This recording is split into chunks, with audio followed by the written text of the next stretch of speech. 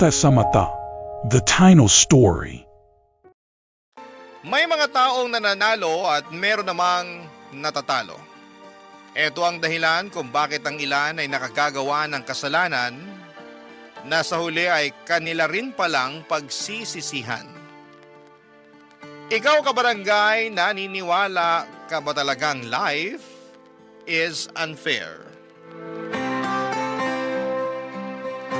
Dear Papa Dudut, maligayang araw po sa inyo at sa lahat. Ako po si Tino, 45 years old, isa akong hamak na tricycle driver lamang. Na ang tanging hiling sa buhay noon ay mabigyan ng maayos na buhay ang sarili kong pamilya. Hindi kami mayaman at sanay na po ako sa ganung buhay dahil simula pagkabata ay mahirap na po talaga kami. Siya miyembro ng pamilya ko noon at araw-araw kaming namumuhay sa isang kahig isang tukang buhay. Laging nakakapit sa patalim ang mga magulang ko noon para lamang mapakain nila kaming magkakapatid. Lahat ng klase ng paghihirap ay naranasan ko na. Kaya naman sa murang edad ay natuto na akong dumiskarte sa buhay. 10 taong gulang pa lamang ako noon ay nagbabanat na ako ng buto para lamang may makain. May punto noon na nagawa ko pang magnakaw ng pagkain at mamulot ng mga itinatapong pagkain sa basura para lamang may makain kami. Hindi ako nakapagtapos ng pag-aaral, gawa na rin ng kahirapan. Pumasok ako sa construction noong nagbinata ako at pagkatapos nito ay naging delivery truck driver din ako ng gulay at saka nagtrabaho sa isang talyer. Noong nakapagpundar ako ng motor ay pinaglagyan ko ito ng sidecar at doon ako nagsimula bilang tricycle driver. Isa sa mga bagay na maipagmamalaki ko ay ang pagiging madiskarte ko sa buhay. Marami akong kayang gawin lalo na't laking kalye ako. Ako ang palaging nilalapitan ng mga kapitbahay namin tuwing may gusto silang ipagawa o ipakumpuni. Kapalit nito ay nagbibigay sila sa akin ng maliit na halaga ng pera. Mapagkakatiwalaan ako sa lugar namin kaya kahit walang pinag-aralan, ay isa ako sa mga nirerespeto sa amin. Yon ang dahilan kung bakit mabilis kong napaibig noon ang bagong saltang dalaga sa lugar namin na si Josefa.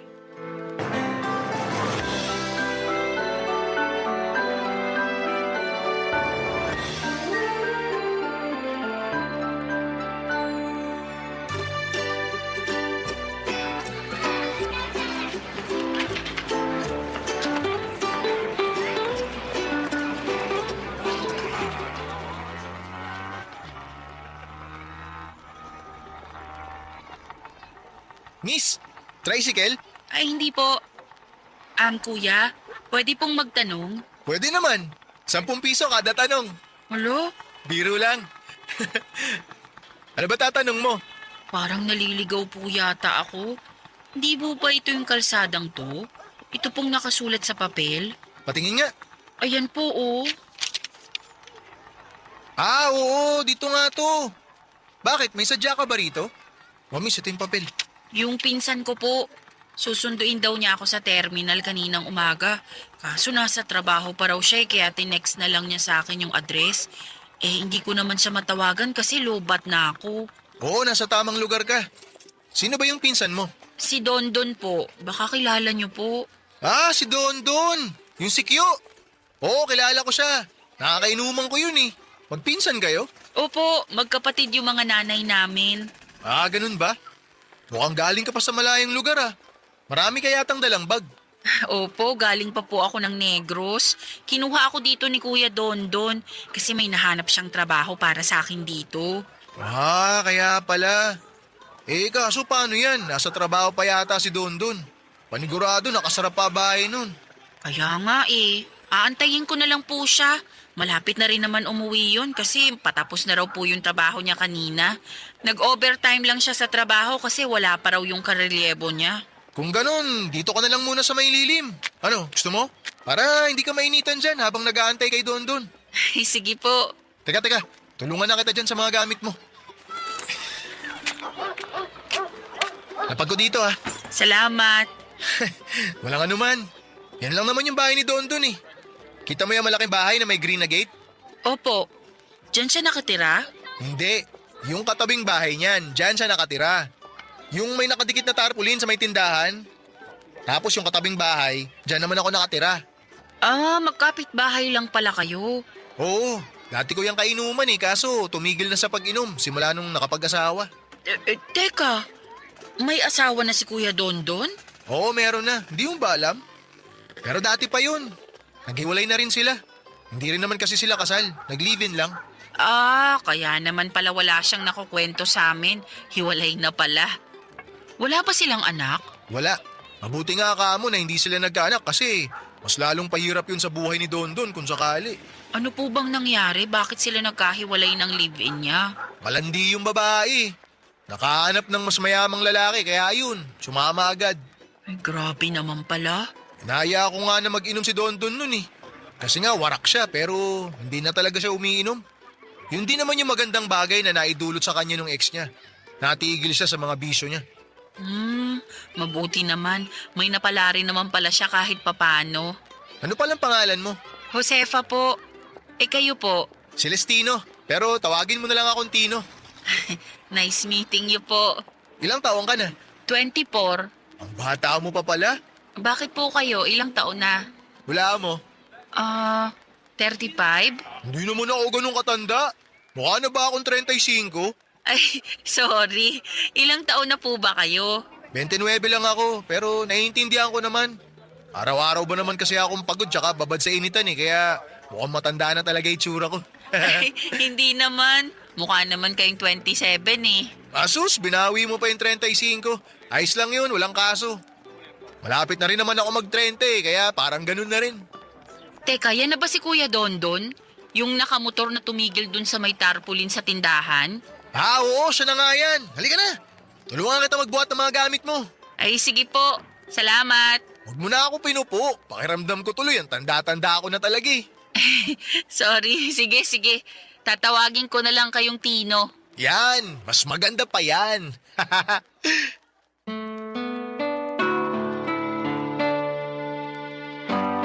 Nagtatrabaho bilang kasambahay si Josefa na mula pa sa Negros Oriental. Kinuha siya sa Maynila ng pinsan niya sa pag-asang makaahon sila sa kahirapan. Lumpo ang tatay nito samantalang ang nanay naman niya ay nangangatulong din.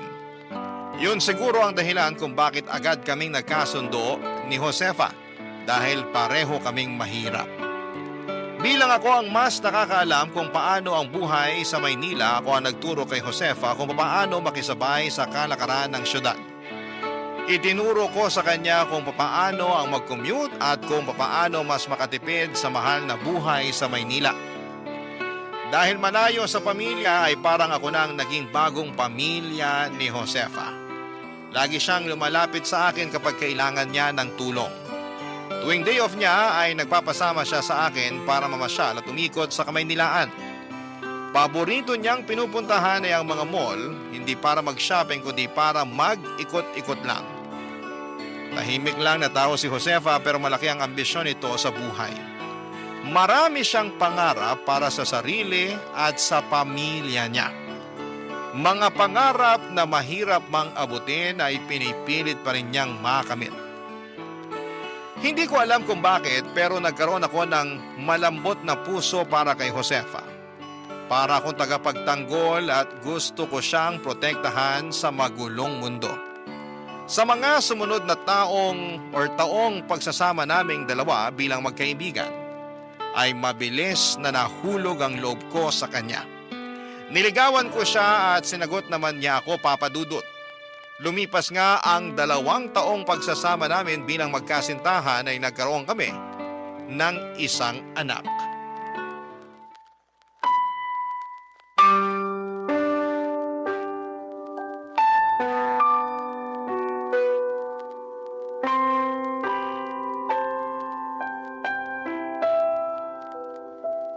Josefa, magpahinga ka na muna. Ako na magbabantay kay Junjun. Hindi, ikaw ang kailangan magpahinga kasi mamamasada ka pa bukas. Mahirap magtrabaho ng walang tulog. Gusto ko rin naman masubukan na bantayan yung anak natin ng magdamag. Ikaw na lang kasi lagi nagpupuyat eh. Jesus, akala mo naman kaya mong gawin yun. Takot ka ngang buhatin si Junjun eh. Kailangan bang buhatin? Pwede naman siguro na nasa crib lang siya, di ba? Ay naku Tino, kapag magpapalit ng diaper o kaya kapag umiiyak, kailangan mo siyang ihele. Ang liit kasi niya masyado eh. Nakakatakot, baka mabitawan ko. Huwag kang mag-alala, kayang-kaya ko namang magpuyat para sa anak natin eh. At saka nababawi ko naman tulog ko kapag tulog na rin si baby. Ay, ganito pala maging magulang no? Nakaka-excite tsaka nakakakaba. Bakit ka naman kinakabahan? Siyempre, ang liit pa lang ng anak natin eh. Kapag umiyak siya, hindi natin alam kung may masakit ba sa kanya o kung gutom siya o kung ano man. Yun ang mahirap. Kailangan mong hulaan kung anong kailangan ng bata. Pero masasanay din tayo. Medyo nakukuha ko na rin tong style ni Junjun eh. Depende yan sa iyak niya. Paanong depende sa iyak?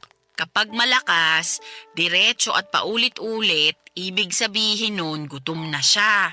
Kailangan mo na siyang ipagtimpla ng gatas niyan. Talaga ba? Oo, tapos kung mahina at paungol naman yung iyak, ibig sabihin inaantok na yung bata at kailangan na niyang matulog. Oh, ganun pala yun. Kapag naman nagwawala at hindi mapakali, kailangan nang magpalit ng diaper. Galing ah. Lahat yun napansin mo talaga? Siyempre, ganyan ang mga nanay. Kahit hindi pa makapagsalita ang mga bata, ramdam na nila kung anong kailangan ng anak nila. Tapos eto pa, kapag tahimik tapos biglang umiyak, ibig sabihin may masakit sa kanya. Kailangan pala, aralin ko na rin yung iba't ibang klase ng iyak ni Junjun para kung sakaling tulog ka o di kaya may ginagawa, alam ko kung anong gagawin ko. Basta magtulungan lang tayo, kakayanin natin to. Oo naman, alam kong kakayanin natin to. Tulungan lang talaga ang kailangan dyan. Alam mo noon, natatakot ako bumuo ng pamilya. Bakit naman? Kasi tingnan mo naman, tricycle driver lang ako. Parang sa araw-araw nakita ko, di pa sasapat yun para bumuhay ng isang pamilya eh. Alam mo naman na lumaki ako sa malaki at mahirap na pamilya. Ayokong iparanas yun sa mga magiging anak natin. Ako rin naman. Ayokong maranasan ni Junjun yung paghihirap na nadanas ko nung bata pa ako. Kaya nga ang plano ko, kahit mag-ihaw-ihaw lang ako dyan sa tapat kapag kaya na para makatulong ako sa mga gastusin. Huwag mo na munang isipin yan. Magpagaling ka na muna, tsaka kailangan ka ng anak natin. Ako na lang bahalang dumiskarte para sa atin. Ano namang gagawin mo? Pwede naman ako maghanap ng sideline para may dagdag kita tayo. Lalo na ngayon, ang mahal ng gatas at diaper. Basta wag mo lang pabayaan ang sarili mo. Okay lang kumayod ng kumayod para sa anak natin. Pero kapag hindi mo na kaya, maiintindihan ko rin. Huwag mo kong alalahanin, batak na to simula pa pagkabata. Walang salitang pagod sa bokabularyo ko. Napakabuti mo talagang asawa at alam kong magiging mabuti ka ring ama para sa anak natin. Yan ang isang bagay na ipapangako ko sa'yo. Gagawin ko ang lahat. Lahat-lahat na makakaya ko para maging mabuting padre de pamilya para sa inyo ni Junjun. Maswerte ako na ikaw ang unang taong nakilala ko rito sa lugar natin. Mas maswerte naman ako na nagustuhan mo ang isang tulad ko. Ako nga yung maswerte kasi nakapangasawa ako ng napakagandang babae.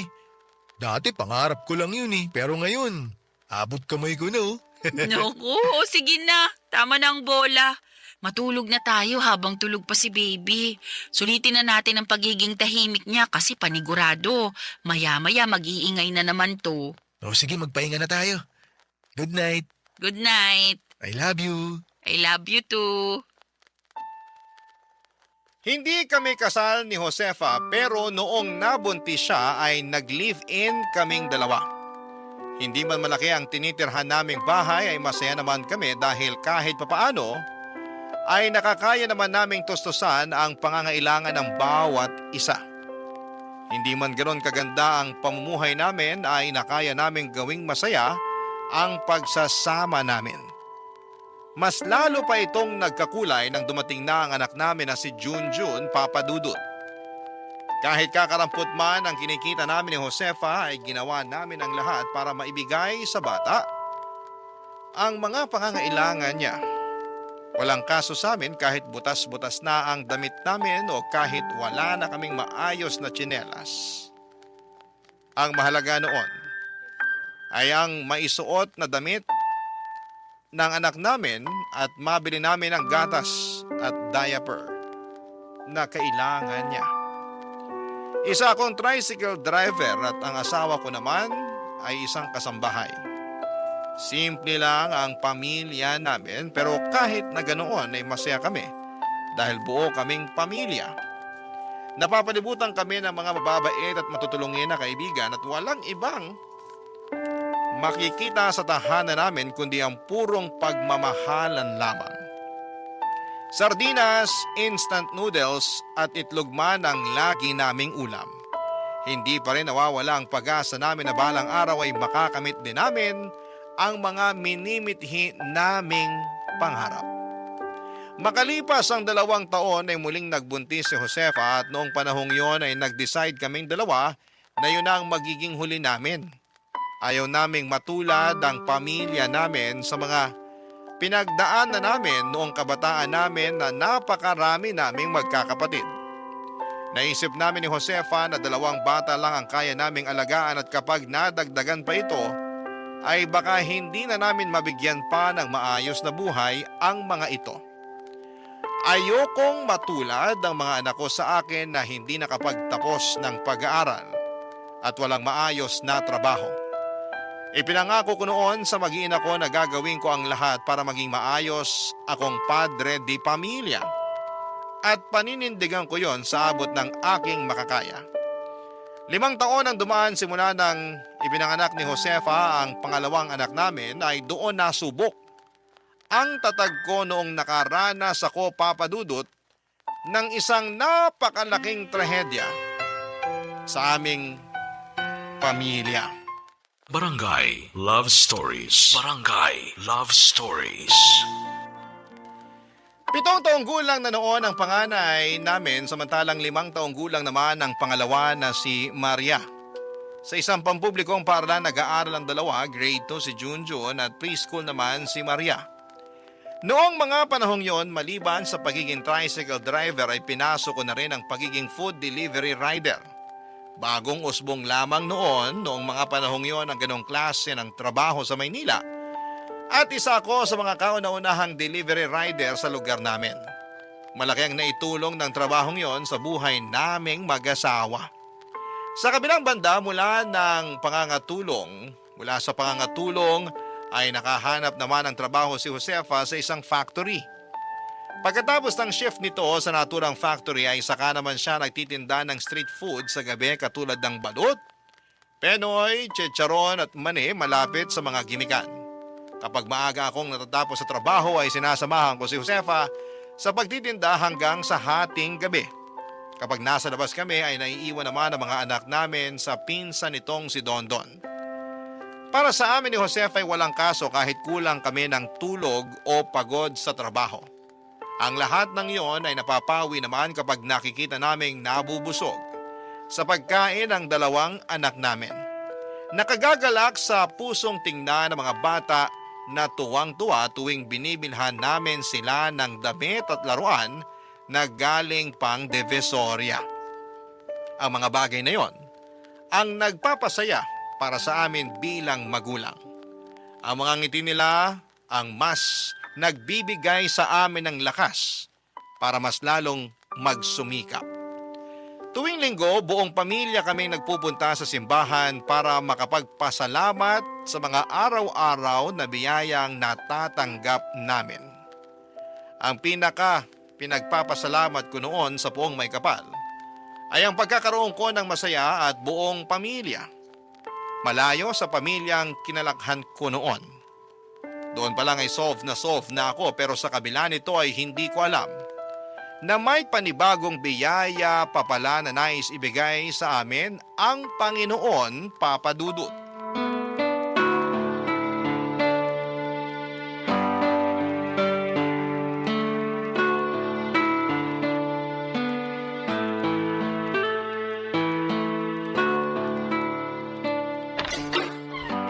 Josefa, nasaan ka?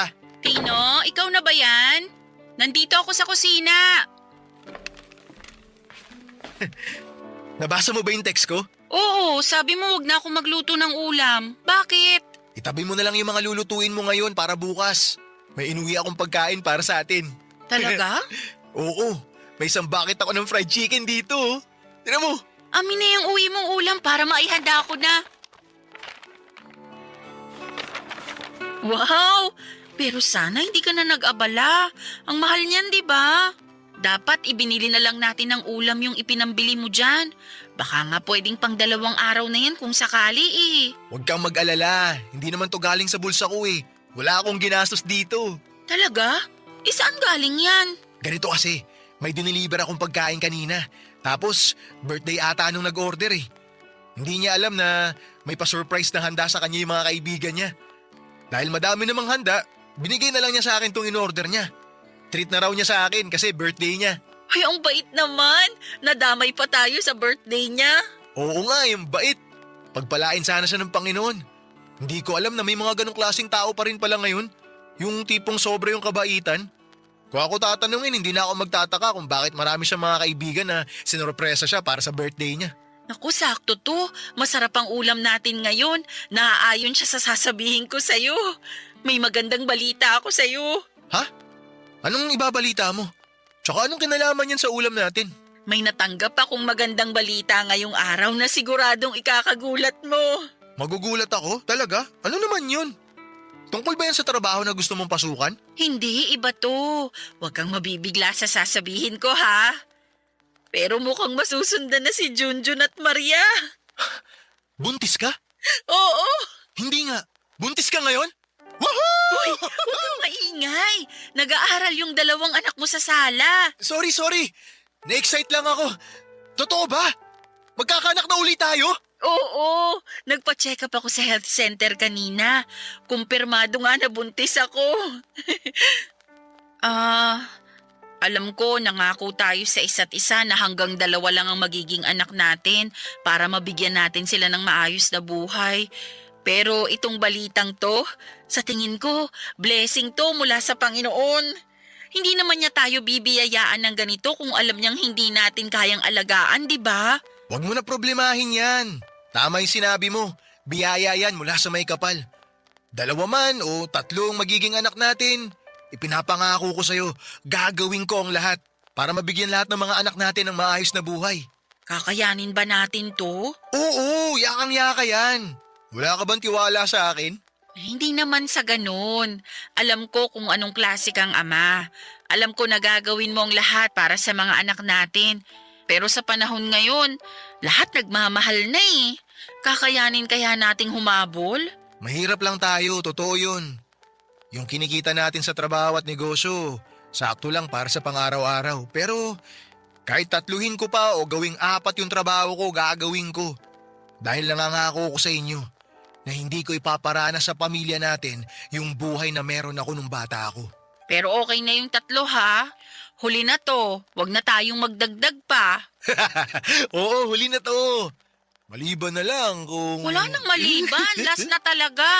Ang hirap kayang mga anak. Alam mo ba kung gaano kasakit umire? Oo, promise, huli na to. Sapat na yung 5 tayo sa pamilya. Masayang-masaya na ako dun. Sakto na tong bilang natin. Mahirap magkaroon ng malaking pamilya kung hindi naman pasok yun sa estado natin ngayon. Alam natin yan pareho kasi pinagdaanan natin yan sa kanya-kanya nating pamilya. Oo, di ko nakakalimutan yun. Tawagin mo na yung mga bata sa sala para sabay-sabay na tayong kumain. Sige, mag-celebrate tayo ngayon para sa magandang balita na natanggap natin. Ay, sandali lang. Bibili lang ako ng soft drinks. Ha? Labas lang ako saglit. O sige, dalian mo. Kinabukasan ay nagpunta ang buo naming pamilya sa simbahan para magpasalamat sa panibagong biyaya na natanggap ng pamilya namin. Pagkatapos nito ay sumaglit kami sa parke para ipasyal ang mga bata. Doon ay sinulit na rin namin ni Josefa ang pagkakataon para mag-date dahil matagal na namin itong hindi nagagawa. Hinding-hindi ko malilimutan ang araw na yon. Dahil para bang ako ang pinakamasayang tao sa mundo ng mga oras na yon. Masaya kong pinapanood ang mga anak kong tuwang-tuwa na nakikipaglaro sa ibang mga bata habang kausap ko ang pinakamamahal kong tao sa tabi ko. Kwek-kwek at buko juice lang ang kinakain naming dalawa ni Josefa ng mga oras na yon, pero daig pa namin ang nag-date sa mamahaling restaurant. Matapos ang family bonding namin ay dumaan kami sa palengke para mamili ng ibebenta namin para sa susunod na linggo. Plano na kasi namin ni Josefa noon na magtinda ng fishball sa pwesto namin para makadagdag sa araw-araw naming kita. Ako na lang noon ang pumasok sa palengke habang naiwan naman ang mag-ina ko sa tricycle sa labas.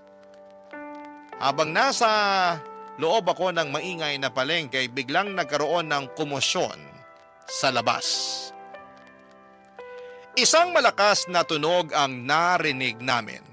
Kasunod nito ay nagsisigawan at nagtatakbuhan ng mga tao.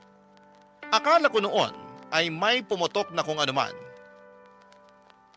Nakitakbo ko palabas ng palengke para makiosyoso at tingnan ang mga nangyari. Pagkalabas ko ay nanlumo ako sa nakita ko, Papa Dudut. Ang tricycle kung saan ay naghihintay ang asawa at mga anak ko ay parang nilukot na papel matapos itong mabangga ng isang SUV. Agad kong tinakbo ang mag-ina ko at naipit sa loob si Josefa at kahit duguan ay ang mga anak pa rin namin ang isinisigaw niya. Nakita ko si Maria na wala ng malay tabi ng nanay niya samantalang si Junjun naman ay nasa ilalim ng SUV. Nakaipit siya sa gulong nito at wala ng malay. Para akong nasa loob ng napakasamang panaginip ng mga oras na yon. Magkahalo na ang luha at uhog ko noon na nagsusumigaw ng tulong. Papa Dudut, walang nakaligtas sa mag-iina ko. Lahat po sila ay sabay-sabay na binawian ng buhay sa ospital.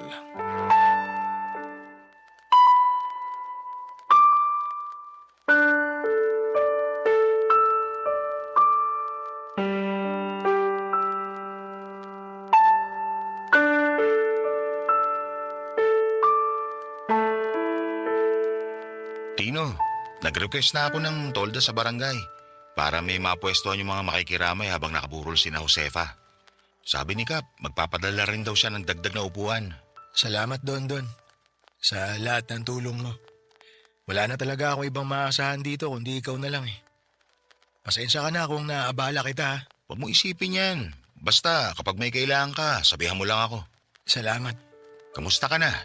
Mukhang kagabi ka pa yata gising ah. Gusto mo ba ako muna ang tumaw rito para makapagpahinga ka? Ako na lang muna magbabantay. Hindi na, salamat na lang. Ikaw dapat yung magpahinga kasi ikaw yung kagagaling lang sa trabaho. Sasamahan na lang kita. Pinsan ko si Josefa. Ako lang yung pinakamalapit niyang kamag-anak dito. Kaya marapat lang na bantayan ko rin siya pati na rin mga pamangking ko. Sige, ikaw bahala. Nga pala, heto. Nagpatak-patak pala yung mga nagtatrabaho sa bangko na binabantayan ko. Nagabot sila ng kaunting abuloy para sa pamilya mo. Maraming salamat ha. Pakisabi na lang sa kanila. Ano na palang balita dun sa nakapatay kina Josefa? Nahuli na ba siya ng mga pulis? Bale ang nangyari, siya mismo ang nagpunta sa mga pulis para isuko yung sarili niya. Nung nangyari yung aksidente, dumiretso siya sa pinakamalapit na presinto. Mabuti naman at hindi niya tinakasan yung mga kasalanan niya. Hiling ko talaga na mabulok sa kulungan yung taong yun. Walang hiya siya. Isang pamilya ang pinatay niya. Paano mabubulok wala nga siya sa kulungan ngayon. Ha? Anong ibig mo sabihin? Akala ko ba siya mismong sumuko sa mga pulis? Sumuko nga siya. Nakapagpiyansa naman. Baka nga malaya na siyang namamasyal ngayon eh. Ganun na lang yun? Hindi pwede. Dapat lumaban ka, Tino. Kailangan mong kasuhan yung taong yun para managot siya sa nangyari. Kailangan mo ipaglaban ang mag-iina mo. Hindi yan ganun kadali, Don. Paano hindi madali? Nakapatay siya ng hindi lang isa kundi 4 na buhay. Madali lang kasuhan yun. Tapos sabi mo, nakainom pa yung driver ng SUV, hindi ba? Oo. Galing daw sila sa inuman. Pero walang matibay na ebidensya na magpapatunay na lasing siya habang nagmamaneho. Nasa malinaw na pag-iisip na raw siya nung nasa likod siya ng manibela. Walang ya. Ano, ganun na lang yon? Hayaan mo na lang na walang hustisya makamit si Josefa? Nagpunta sila rito kahapon. Kasama yung mga magulang niya. Nakiusap sila sa akin. Magulang? Nagsama pa talaga siya ng magulang? Bata yung tarantadong bumangga kay na Josefa. College student. Galing sa mayamang angkan. Pumunta sila rito para makipag-areglo. Ano? Huwag mo sabihin tinanggap mo yung bayad nila sa'yo. Ano pa bang magagawa ko? May utang pa ako sa punerarya. Hindi pa bayad yung mga kabaong. Hindi ko alam kung saan ako huhugot ng pera para sa libing. Wala na akong tricycle na pamasada. Ay, magkano binayad nila sa'yo? 1.5 milyon. Yun lang? Tapos ano? Malaya na yung bata habang ikaw rito nagluluksa sa pagkawala ng pamilya mo? Ganun yung hustisya dito sa atin eh. Talo ang mahirap. Kapag mayaman ka, pera lang ang katapat ng lahat. 375,000. Ha? 375,000 bawat isang buhay. Kaya 1.5 million ang ibinayad sa akin para sa areglo. Yun lang ang halaga ng buhay ng mga taong mahal ko para sa kanila. 375,000. Walang ya. Ang hirap tanggapin na may katumbas palang halaga ang buhay nating mahihirap. Sabi nga nila, ang hustisya para lang sa mayaman. Wala man tayo makukuha ang hustisya dito sa nangyari. May tiwala ako na may ganti ang tadhana. Hindi man siya mapaparusahan ng mga tao. Alam kong mundo magpaparusa sa nagawa niyang kasalanan. Magtiwala na lang tayo sa karma.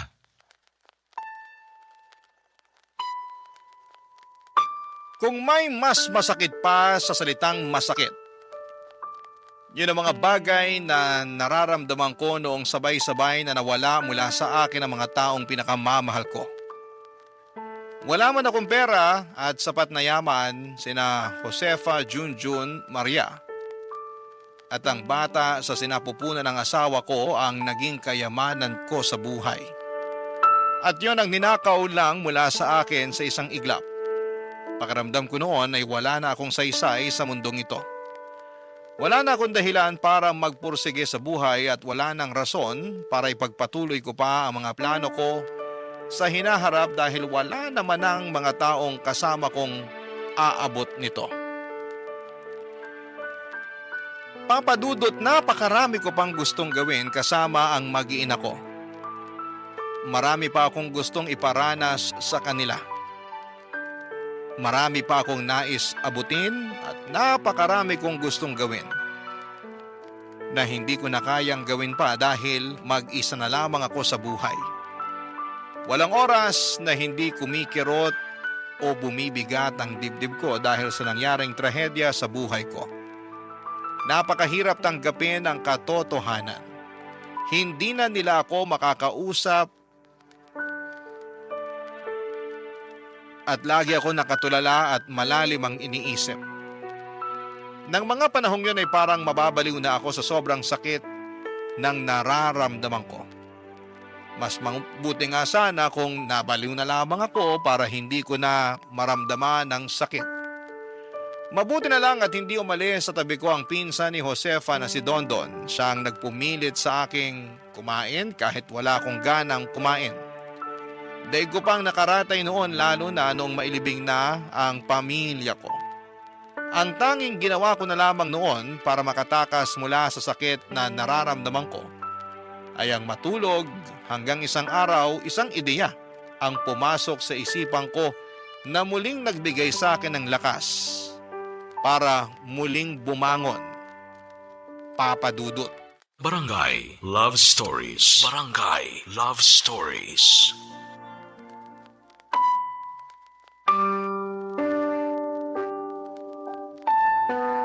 Tanghaling tapat noon, nagising ako dahil binisita ako ni Dondon. Isang pagkain ang iniwan niya sa akin para sa pananghalian ko.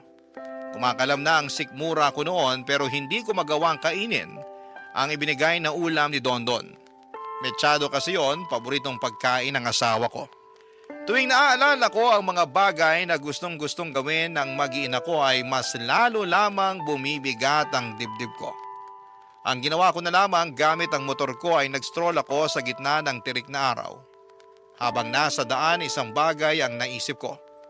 Gusto kong malaman kung saan nakatira ang binatang pumatay sa pamilya ko. Alam ko kung saang lugar nakatira ang binatang yon dahil naibalita ang nangyaring aksidente sa mga dyaryo. Ang problema ay hindi ko alam ang eksaktong address. Nagtungo ako sa lugar nila at nagtanong-tanong kung saan ang tirahan ng binatang naka-aksidente at nakapatay ng mag-iina ko. At mabilis ko namang natunto ang bahay nila. Malaki ang bahay nila, Papa Dudut. Talagang galing ito sa mayamang pamilya. Wala na sa garahe nila ang sasakyang bumangga sa mag-iina ko. Pero hindi na yon problema para sa kanila dahil may dalawa pa naman silang sasakyang nakaparada sa may garahe nila. Habang pinagmamasdan ko ang bahay ng taong sumira sa buhay ko, mas lalo pong tumindi ang galit na nararamdaman ng puso ko. Masaya na sila ngayon dahil bayad na sila sa kasalanan nila, pero hindi ko lang talaga matanggap na pera lang pala ang kapalit ng buhay ng mag-ina ko. Umuwi ako sa bahay. Nang mga oras na yon ay nagngingit-ngit ang galit ko sa dibdib. Kung pwede lang sanang ibalik ang perang ibinayad nila sa akin para makasuhan ko sila, pero nagastos ko na yon para sa pampalibing ng mag-ina ko. Isa pa ay hindi ko kayang makipaglaban sa mga mayayaman sa korte. Kaya isang bagay lang ang tanging naisip ko na pwede kong gawin, Papa Dudut.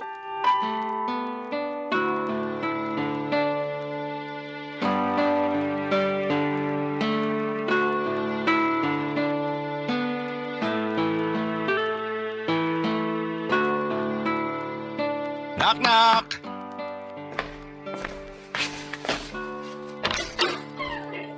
Don, pasok ka. Salamat. Dumaan lang ako para i-update ka tungkol sa lapida. Nagawa na rin yung mga lapida. Ikakabit na lang ng mga sepulturero mamayang hapon. Ganun ba? May babayaran ba? Wala na. Ako na nagbayad ng labor nila.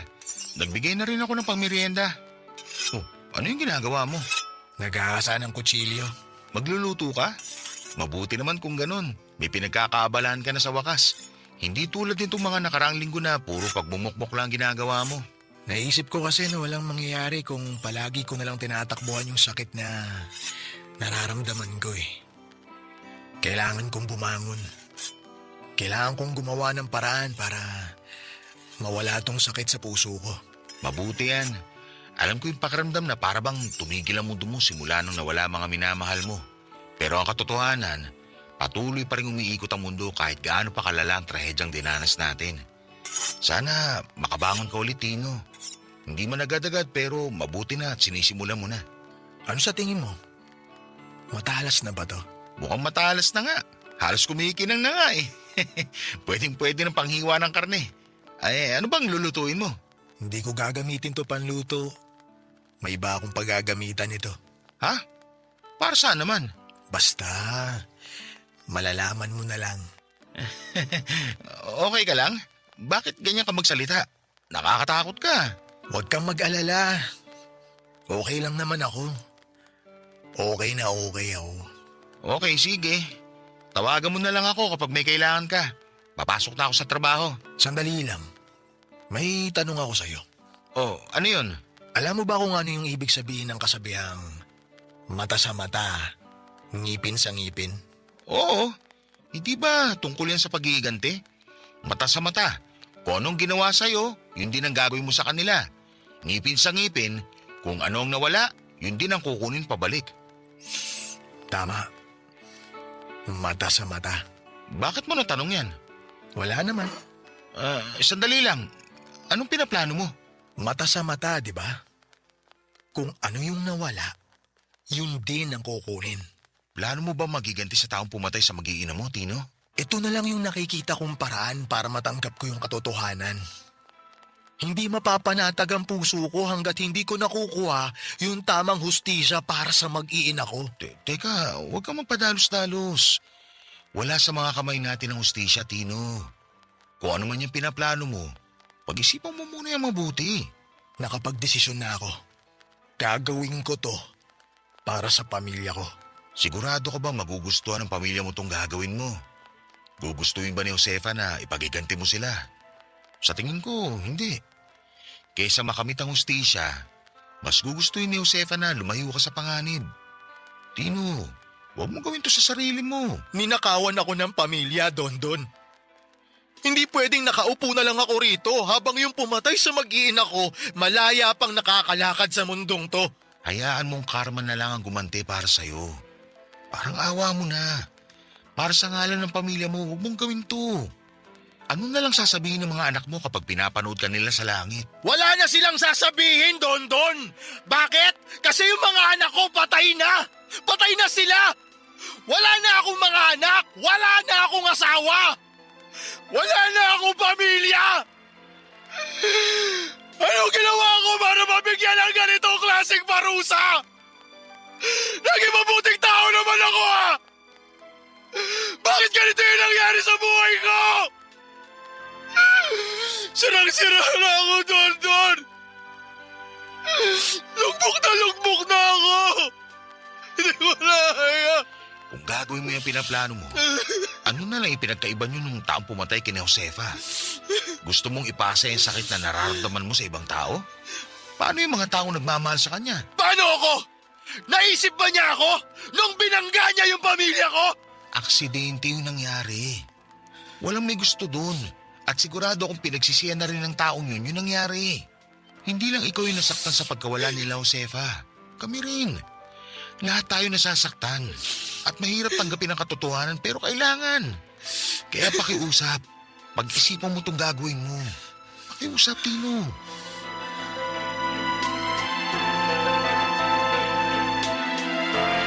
Wala nang ibang nasa isip ko noon kundi ang maghiganti. Sobra nang binalot ng galit ang puso ko at punong-puno ng kasakiman ang puso ko noon at naniniwala ako na sakalang mawawala ang sakit na nararamdaman ng puso ko kapag nakabawi na ako sa taong gumawa nito sa akin. Wala na akong pakialam kahit makulong pa ako o mamatay dahil sa gagawin ko dahil wala rin naman na akong uuwi ang pamilya. Sa mga sumunod na araw ay nabaling ang atensyon ko sa binatang nakabangga sa mag-iina ko. Minanmanan ko siya bawat galaw, bawat lugar na pinupuntahan nito. Kung sino ang palagi nitong nakakasama at kung kailan siya mapag-isa lang. Habang pinapanood ko ang pagbabalik nito sa normal nitong buhay na parabang wala siyang kinitil na buhay. Mas lalong lumaki ang galit ko sa kanya. Napapatanong ako sa sarili ko kung papaano siya nakakangiti at nakakatawa. Nakakakain ng mga bagay na gusto niyang kainin at nakapapasyal habang ang mag-iina ko ay tahimik nang nakahimlay sa ilalim ng lupa. Ramdam ko ang pagiging unfair ng mundo, Papa Dudut. Matapos ang ilang linggong pagmamanman, ay sinagawa ko na ang plano ko sa binata. Inabangan ko siya sa parking lot ng kanilang eskwelahan. Ilang oras ako naghintay at nagtago sa parking lot na yon. Di kalayuan mula sa sasakyan nito ay nasakto namang ginabi siya sa eskwelahan nila. Kaya wala nang katao-tao noon sa nasabing parking lot. Noong makita ko siya, napapalapit na sa kanyang sasakyan, bitbit ang mga gamit nito, ay nilabas ko na ang hawak kong patalim mula sa bag ko. Naglakad ako papalapit sa kanya pero natigilan ako sa kinakatayuan ko nang bigla na lamang itong huminto sa tapat ng kanyang sasakyan. Ibinaba nito sa sahig ang suot nitong bag at mga libro. Nakayuko lamang siya habang nakasandal ang ulo nito sa bintana ng kanyang sasakyan. Maya-maya ay napaupo ang binata at nagsimula itong humagulhol na parang bata. Doon mismo ay nakaramdam ako ng awa sa kanya.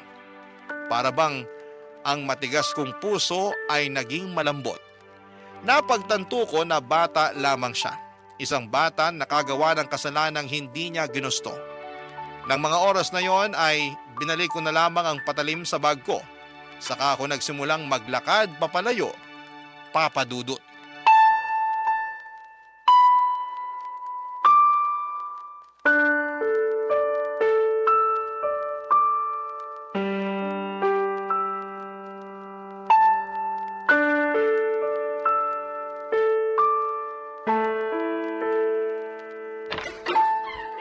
Tino, Oh, Dondon.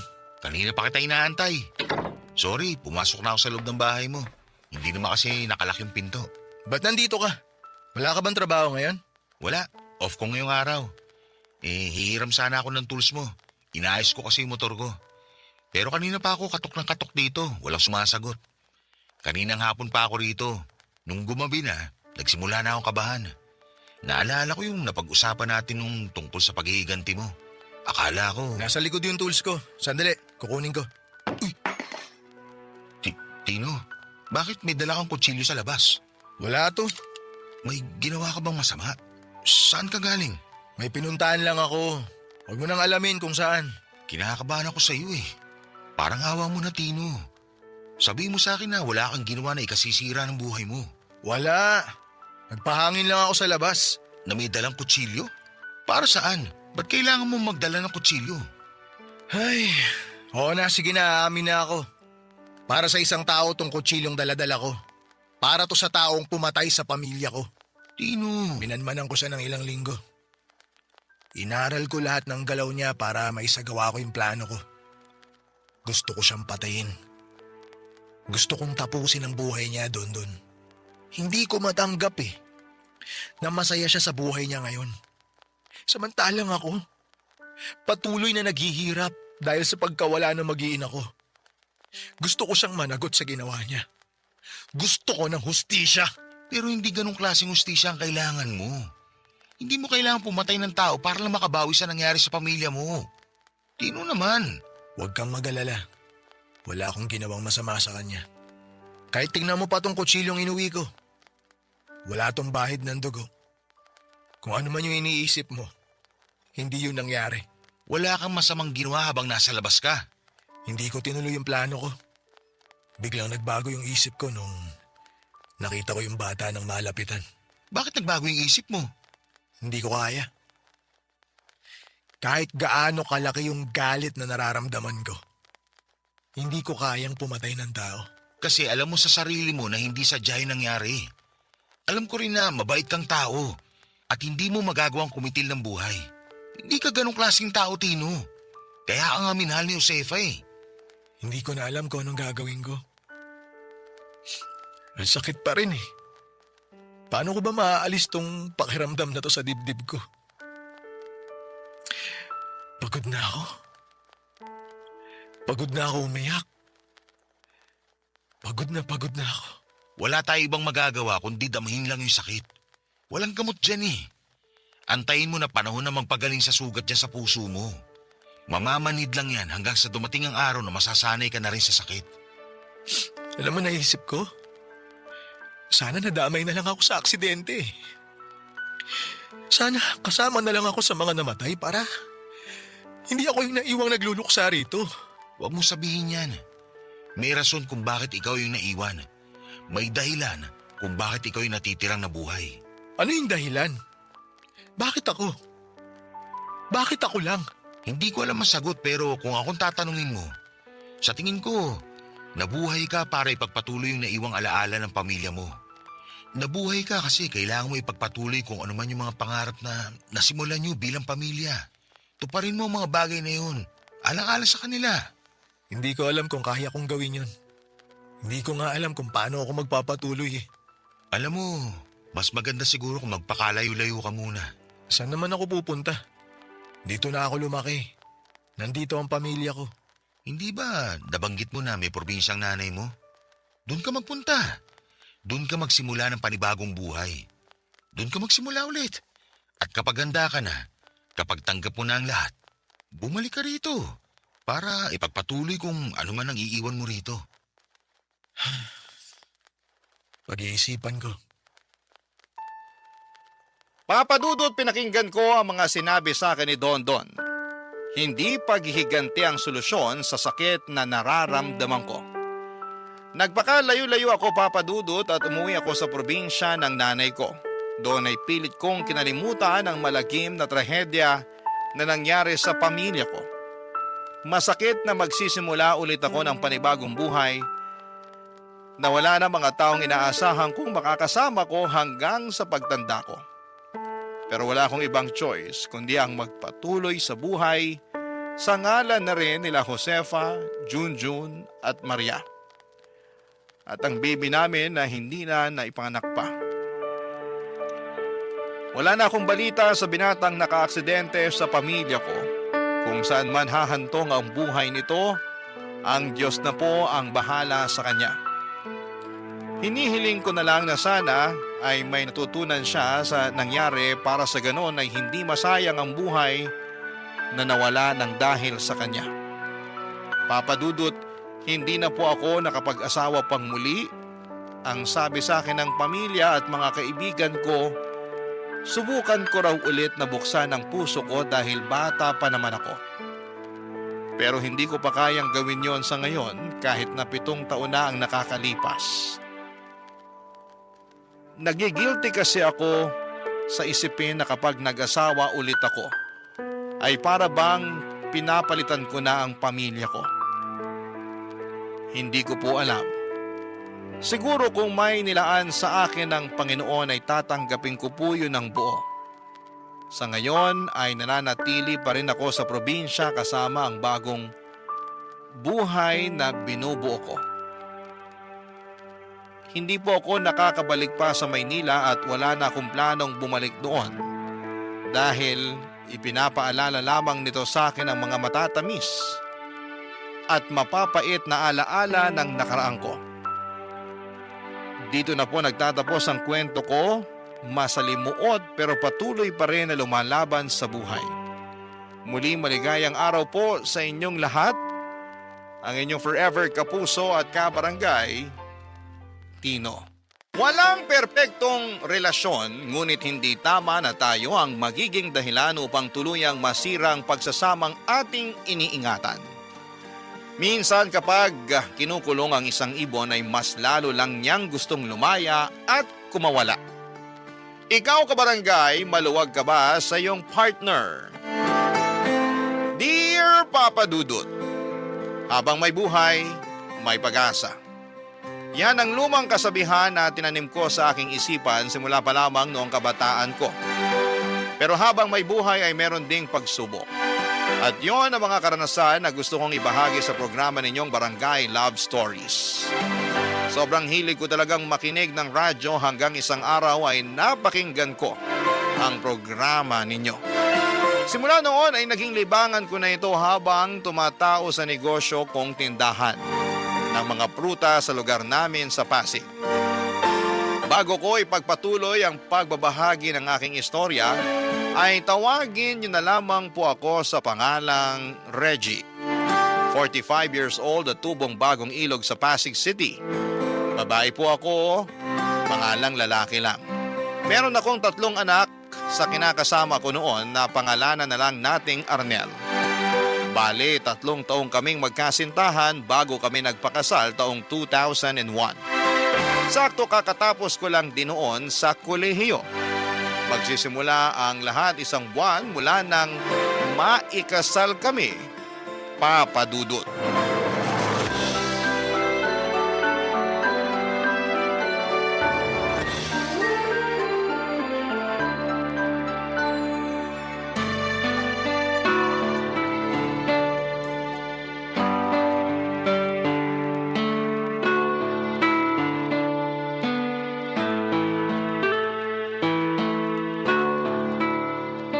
Oh, mahal. Bakit nakabihis ka naman yata ng formal dyan? May lakad ba tayo na hindi ko alam? Para makapagbihis na rin ako. Nako, mahal, wala naman tayong lakad. Saka ako lang ang aalis. Ha? Saan ka pupunta? May job interview kasi ako. Tagal na nun nakaschedule eh. Kinakabahan nga ako pero naniniwala ako na makakaya ko naman lusutan niya. Ano? Teka, bakit ngayon mo lang sinabi sa akin yung tukol sa bagay na to? Pasensya ka na kasi nawala na rin sa isip ko. Paano nawala sa isip mo? Pwede ba yun? Oo naman. Maniwala sa'yo. Sinadya mo talaga na hindi sabihin sa akin eh. Bakit ko naman gagawin yun? Ewan ko sa'yo. Basta, hindi ka pupunta dyan sa interview mo na yan, sinasabi ko sa'yo. Ha? Bakit ko naman gagawin yun? Nakabihis na ako oh. Kaya nga magpalit ka na ng damit mo, mahal. Huwag ka na umalis. Hindi mo na kailangan pumunta sa interview o magtrabaho pa kasi kayang-kaya na kitang buhayin. Seryoso ba yan? Alin? Yung sinabi ko na kaya na kitang buhayin? Oo, pati yung ayaw mo akong pagtrabahuhin. Hindi kasi yan yung unang beses na sinabi mo yun sa akin eh. Sinabi mo na rin sa akin yan nung mag-boyfriend-girlfriend pa lang tayo. Buti naman natatandaan mo pa. Kasi seryoso ako nung sinabi ko yon. Ayaw kita magtrabaho. Gusto ko na ako nalang gagawa nun kasi ako ang padre de pamilya. Sana maintindihan mo na wala naman akong masamang intensyon dahil lang pinagbabawalan kita, mahal. Naiintindihan ko naman, pero hindi ko pa rin mapigilang malungkot. Bakit ka naman nalulungkot? Kasi alam mo naman na pangarap kong makapagtrabaho, di ba? At kahit na may trabaho ka na at kaya mo naman akong buhayin, gusto ko pa rin sanang subukan at samantalahin yung pagkakataon na wala pa tayong anak. Alam ko, pero di ba ang mga babae dapat nasa bahay lang at ang mga lalaki ang naghahanap buhay? Paano na lang kung magkaanak na tayo? Paano mo maalagaan yung baby natin kung pumapasok ka sa trabaho? Kita mo na, hindi ka nakasagot kasi alam mong tama ako. Marami sa mga mag-asawa nagkakahiwalay kasi madalas di sila magkasundo dahil yung asawang babae mas abala pa sa trabaho niya kaysa asikasuhin ng pamilya at mga anak nila. Karamihan din sa mga anak napapabayaan lang. Paanong di mangyayari yun kung hindi naman nasusubaybayan ng isang ina ang paglaki ng mga anak nila, di ba? Ayoko mangyari yun sa pamilya natin. Kaya please lang, huwag ka nang pumunta dyan sa interview mo. Nanghihinayang lang talaga ako. Matagal ko rin kasi hinintay ito eh. Sigurado na ilang araw ko rin tong iisipin at kahit sa pagtulog ko maaalala ko pa rin to. Basta isipin mo na lang na mas pinili mo yung pamilya natin kaysa sa pangarap mo. Makakalimutan mo rin yung tungkol sa bagay na yan pag tumagal-tagal. Tsaka baka panahon na para palitan mo yung pangarap. Paano ko naman gagawin yun? Itatak mo sa isip mo na dapat mas mahalaga na sa'yo yung pamilya natin at wala nang iba. Ako, ikaw, at ang magiging mga anak natin. Dapat pamili lang natin ang prioridad mo, mahal. Hindi ibang tao, hindi kaibigan mo, o kahit na anong trabaho pa yan. Ako yung lalaki sa pamilya. Ako yung padre de pamilya, kaya ako na rin ang bahala sa lahat. Dito ka na lang sa bahay at maging mabuting asawa sa akin. Papadudod distrikto ang asawa kong si Arnel at kung ano ang sinabi niya ay yon ang masusunod. At isa na nga doon ay ang pagbabawal niya sa aking magtrabaho kahit na gusto ko sanang makatulong sa kanya at habang wala pa naman kaming anak. Pareho naman kaming college graduate at ang laki ng panghihinayang ko sa aking kurso dahil hindi ko man lang nagamit. Pero dahil nga ayaw ng asawa ko na magtrabaho ako ay nagpasakop na lamang ako sa kanya. Ang ibig sabihin ay sinusunod ko siya, papadudot. Lumipas sa mga buwan at na-promote si Arnel bilang manager ng isang kilalang fast food chain na matagal na niyang pinagtatrabahuhan simula pa lamang nag-aaral kami. Marketing management kasi ang tinapos niya at masaya naman siya sa usad ng kanyang karera ng mga panahong yon. Samantalang ako naman ay naging abala sa pagiging housewife. Masaya naman ako sa ginagawa ko dahil naaasikaso ko ng mabuti ang munti naming pamilya ni Arnel. Pero nandun pa rin ang lungkot at panghihinayang sa ibang bagay na pwede ko pa sanang magawa, lalo na yung may kinalaman sa inaral ko. Kung hindi nyo kasi na itatanong ay graduate ako ng accountancy. Noong sumunod pang buwan ay nabuntis na nga ako at naging maselan yon kaya pansamantala kong nakalimutan ang aking lungkot tungkol sa mga bagay na hindi ko na magagawa dahil magiging nanay na ako. Sa halip ay nag-focus ako sa aking pagbubuntis hanggang sa matagumpay kong naisilang ang panganay naming anak ni Arnel. Sa awa naman ng Diyos ay malusog naman ang baby girl namin. Makalipas nga ang 3 buwan matapos kong manganak ay may binalita ang mister ko sa akin, Papa Dudut.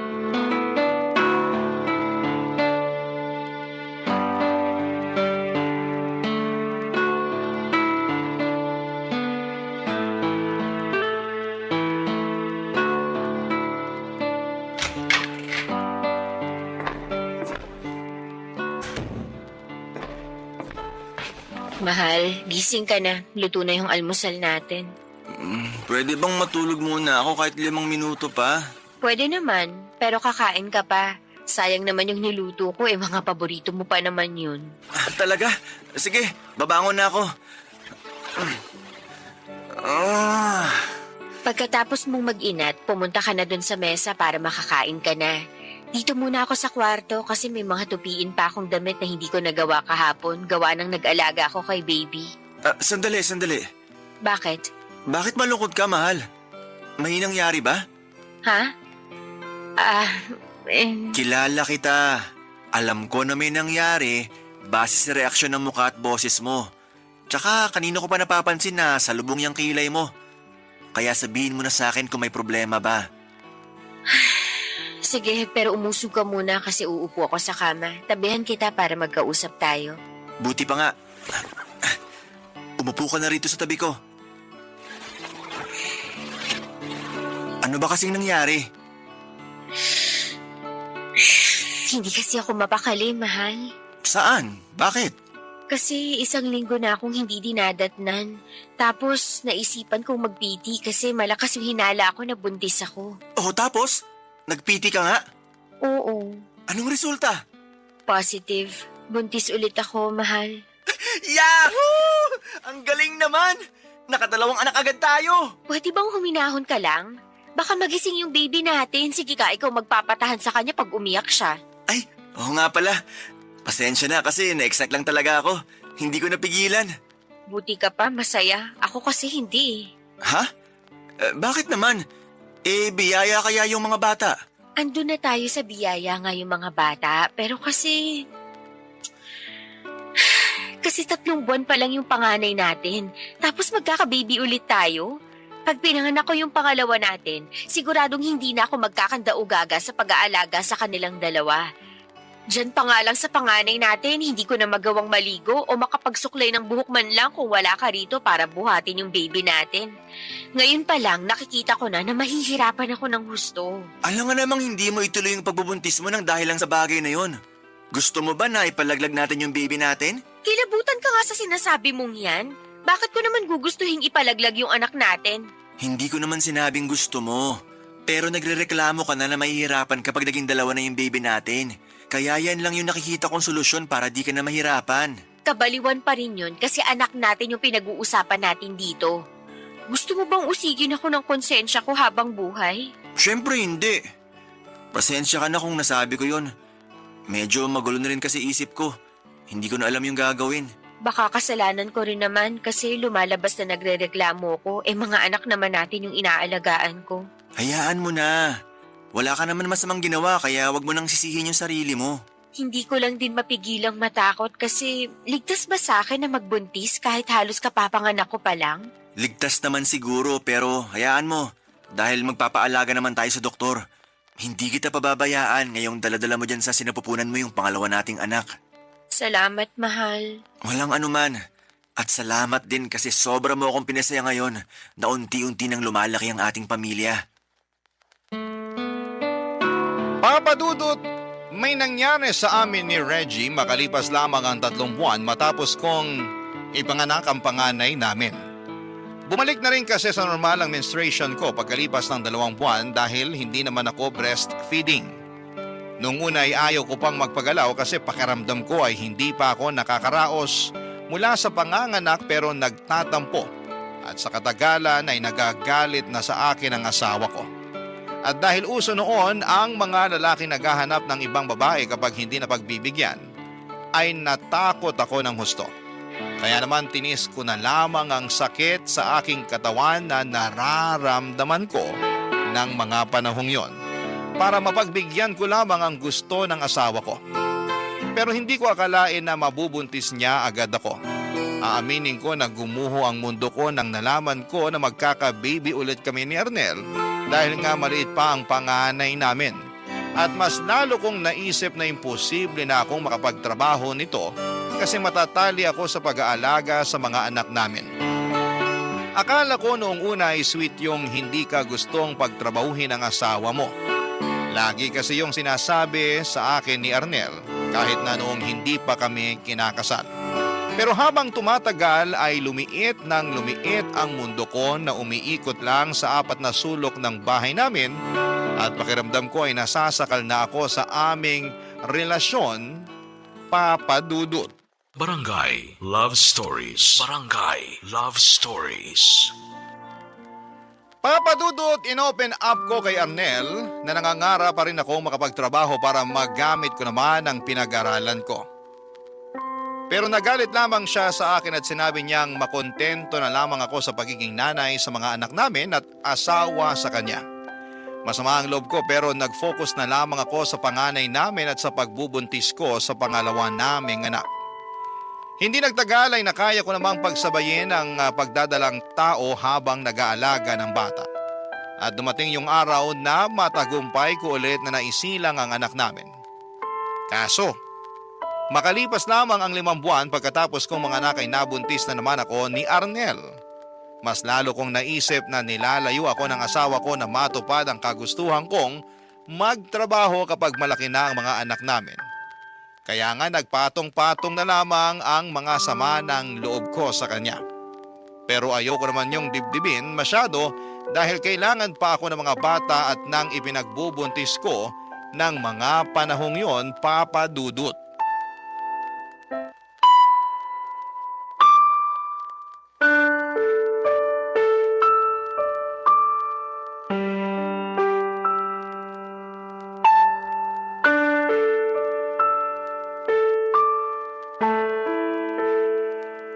Sino yung kausap mo kanina? Ha? May kausap ba ako? Oo, meron. Ikaw na rin sumagot sa tanong mo. Pero hindi ko siya kilala. Kaya tinatanong ko kung sino siya at kung bakit kailangan mo siyang kausapin. Hindi mo ako kailangang sigawan. Naririnig kita, Arnel. Magkaharap lang tayo, oh. Kumalma ka nga dyan. Kakalma ako kung sasagutin mo na yung tanong ko. Hindi ko alam ang pangalan niya, pero mabait naman siya kaya kinausap ko. At kaya pala todo ngiti ka rin dyan, no? Ano bang pinagsasasabi mo? Hindi pa ba halata?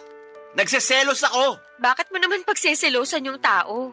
Wala naman siyang ginagawa. Nagkwentuhan lang kami sandali kasi tinanong ko siya kung bago lang ba siya sa kinukuhanan natin ng tubig.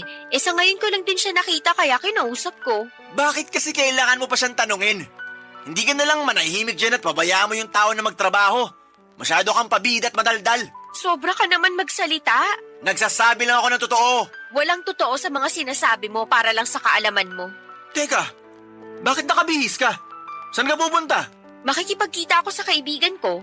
Nagsabi ako sa'yo kagabi tapos tumango ka na lang nun dahil inaantok ka pa. Inaantok na pala ako eh. Malamang hindi ko yun narinig ng maayos. Anong ibig mong sabihin ngayon? Tinatanong pa ba yan? Hindi ka aalis. Arnel naman! Kahit na ano pang sabihin mo, dito ka lang sa bahay natin. Napakainit sa labas tapos kakaladkrin mo mga anak mo. Nasisiraan ka na ba ng ulo? Baka mapabayaan mo lang sila. Magta-tricycle naman kami Saka sa mall naman kami pupunta ng mga kaibigan ko para hindi mainit. Kahit nasa simbahan pa kayo pumunta, wala akong pakialam. Dapat kung anong gusto ko, yun ang masunod. Hindi ka aalis. Hindi mo isasama ang mga anak ko. Dito lang kayo sa bahay natin. Ano ba kasing masama sa paglabas ko, ha? Gusto ko lang naman maiba yung paligid ko kasi nagsasawa na ako rito sa bahay natin. Hindi mo ba yun naiintindihan? Laging ikaw na lang yung nakakalabas sa ating dalawa. Paano naman ako? Malamang kailangan ko lumabas para pumasok sa trabaho ko. Hindi lang yun. Umaalis ka rin para makipagkita sa mga kaibigan mo pag day off mo. Tapos ako, hindi ko pwedeng gawin yun? Sobra naman yata yun, Arnel. Hindi na tama yun. Yung hindi tama ay ang itsura mo. Ano namang mali sa itsura ko? Posturang-postura ka eh. Kung sa mall lang naman kayo pupunta ng mga kaibigan mo, bakit kailangan mo pang mag-ayos ng gusto? Siguro may lalaki kang pinagagandahan, no?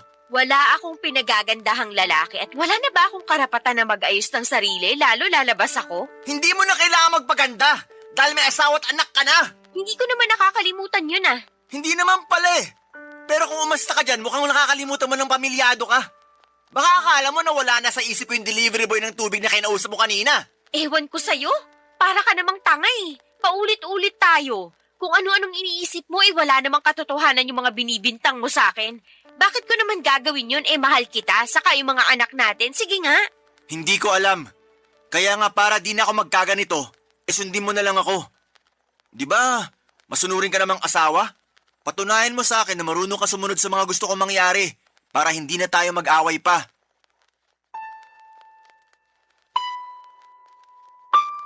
Papadudot, gusto ko lang naman sanang aliwin ang sarili ko sa pamamagitan ng paglabas para makipagkwentuhan o kumain kasama ang mga kaibigan at dati kong kaklase. Isasama ko naman ang mga anak namin kaya hindi totoo ang ibinibintang ni Arnel na mapapabayaan ko ang mga bata. Isang bagay pa ay hindi ako natuwa sa pagsiselos niya sa delivery boy ng tubig sa bahay namin dahil walang katotohanan ang mga paratang niya. Ni sa hinagap ay hindi ko naisipang magtaksil sa kanya kahit na sumusobra na siya. Kaya nga hiyang-hiya ako doon sa delivery boy na inaway niya noong sumunod na araw. Hindi natuloy yun bumalik sa bahay para mag-deliver.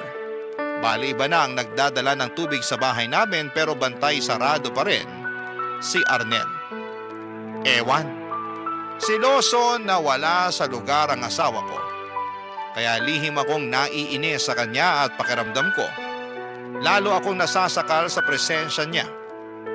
Pero hindi naman palaging ganon ang imahe ni Arnel kasi sa totoo lang ay may sweet side din naman siya. Bagay na nagustuhan ko sa kanya noong nililigawan pa lamang niya ako, Papa Dudut.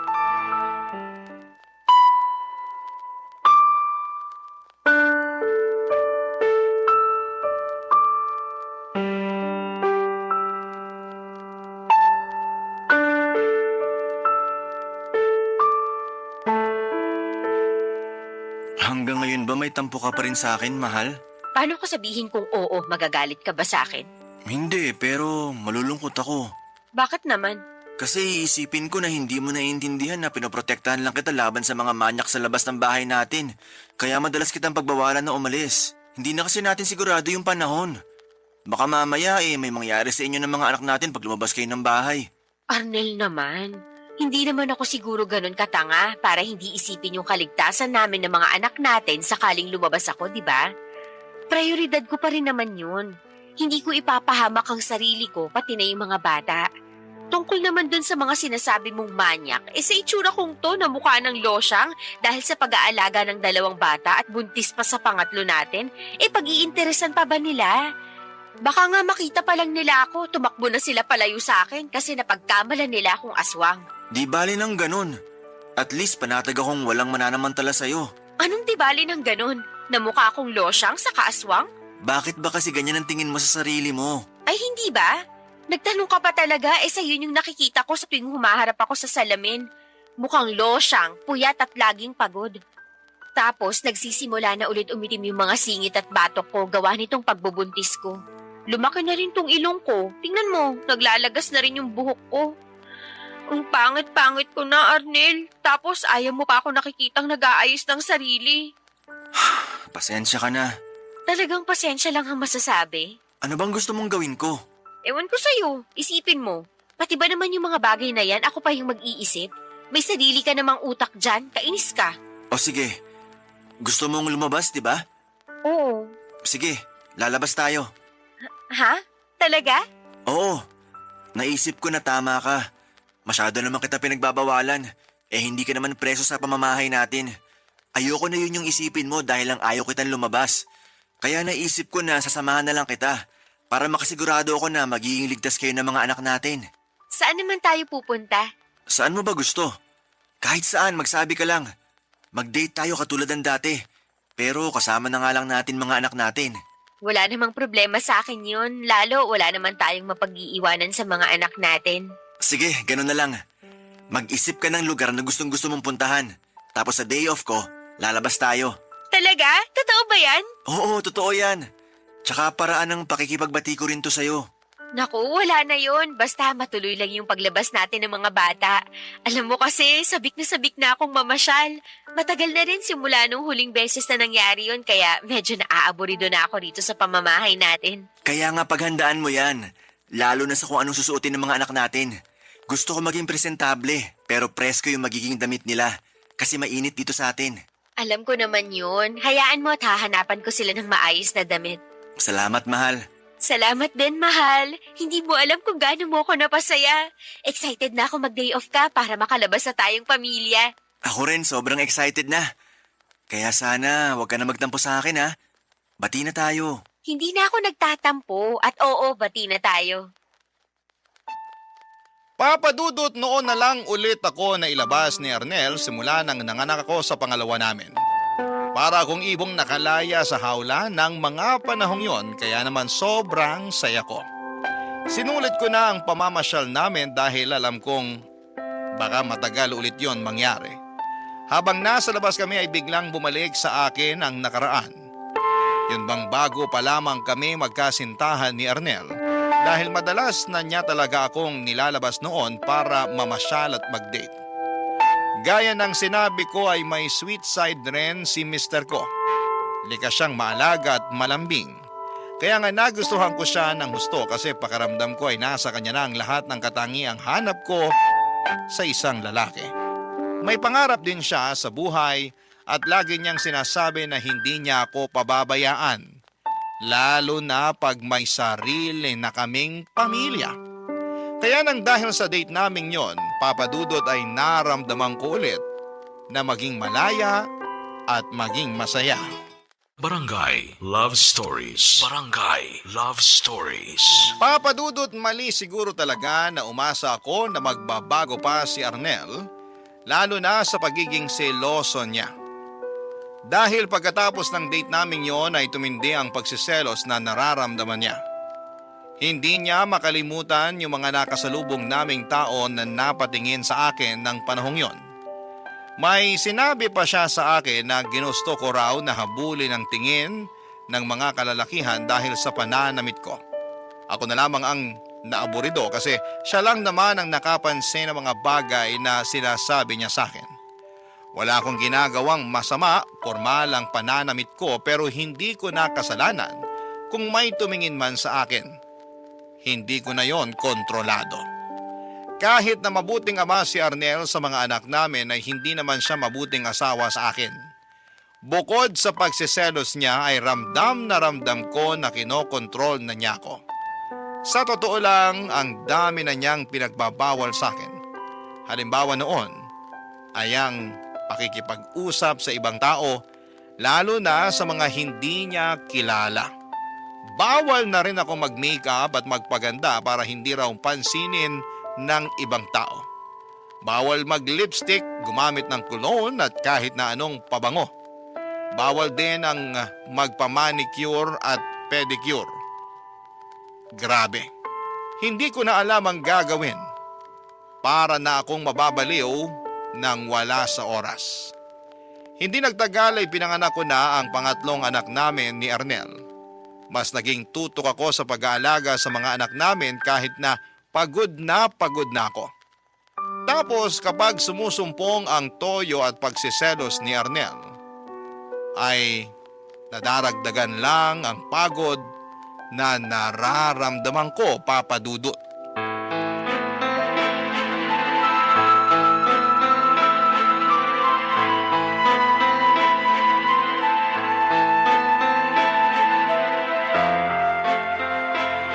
Peste naman buhay to, oh!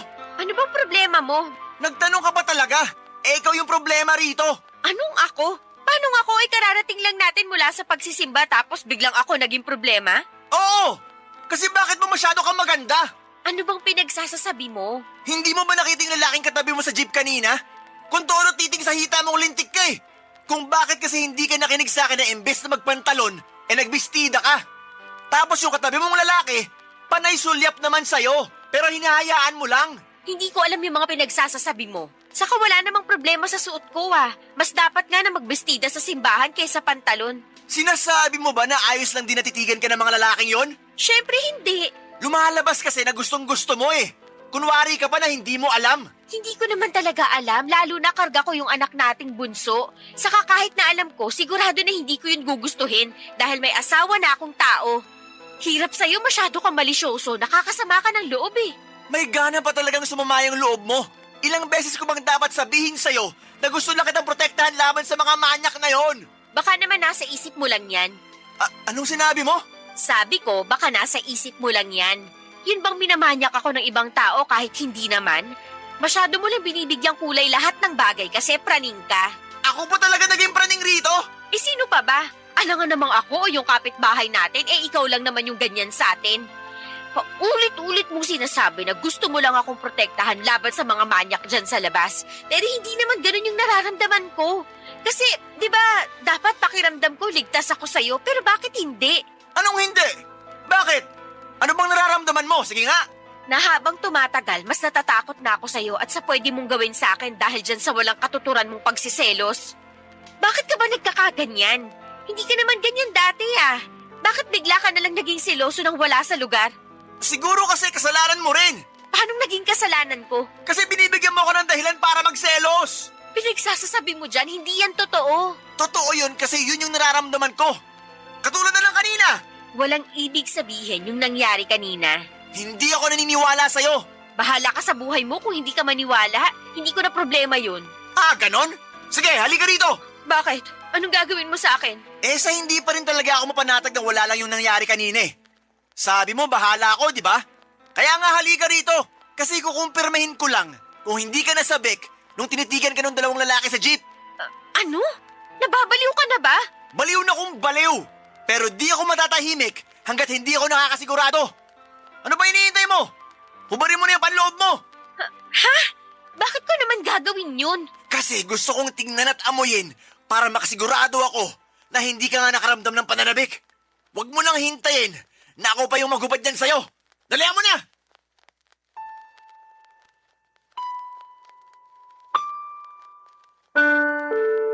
Papadudot, ginawa nga ni Arnel sa akin ang bagay na gusto niyang gawin upang makumbinse ang sarili niya na wala akong naramdamang pananabik doon sa mga lalaking nakatabi ko sa jeep. At kahit na anong iyak at pakiusap ko sa aking asawa na huwag niyang gawin ang bagay na yon, ay tila nagbingi-bingihan siya sa pakiusap ko.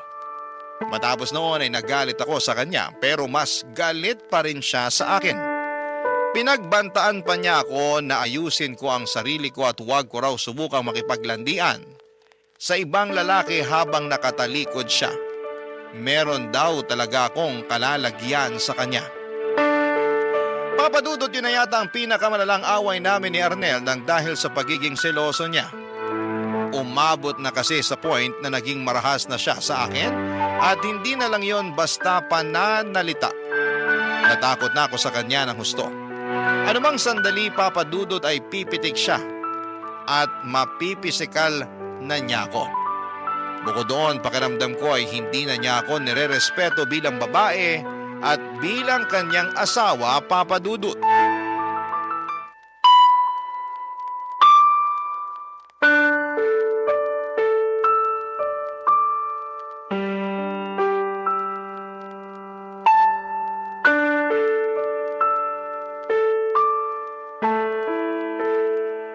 Mahal, sige na. Pagbigyan mo na ako. Miss na kita eh. Bango naman. Ano ba, Arnel? Ayoko, wala ako sa mood. At bakit wala ka sa mood? Pagod ako eh. Masakit katawan ko. Gusto ko na lang matulog. Pwede ba yun? Hindi pwede yun. Kasi matagal na rin simula nung huling beses mo ako pinagbigyan.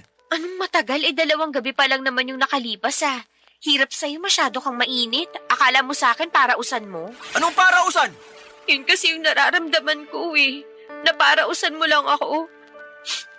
Na anumang oras, pwede mo akong galawin at gamitin para matugunan yung pangangailangan mo. Hindi ka marunong makinig pag sinasabi kong pagod ako o wala ako sa mood. Kasi para sa'yo, responsibilidad ko na pagbigyan ka sa lahat ng oras na gusto mo. Natural! Asawa kita! Kaya ano bang nirereklamo mo dyan?